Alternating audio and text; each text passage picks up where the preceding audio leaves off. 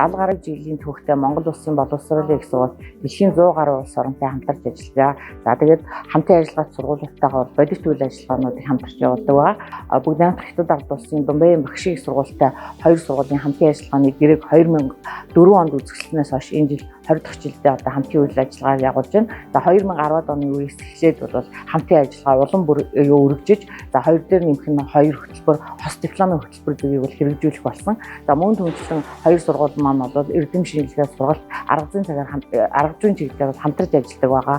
Цаашдаа бол манай хамтын ажиллагааг өргөжүүлэх зорилгоор мөн хоёр сургуулийн хамтын ажиллагааны 20 жилийн 2019 онд хоёр сургууль санаачлан байгуулсан Монгол Хятадын ихтэй сургуулийн холбоодын нийгэмлэг, за мөн түнчлэн юуныхаа хоёр сургуулийн үйл ажиллагааг чиглүүлэх зорилгоор Азийн дуу хоолой нэртэй хамтарсан концертыг та бүхэн дэлгэн үзүүлэхээр бэлдээд байна.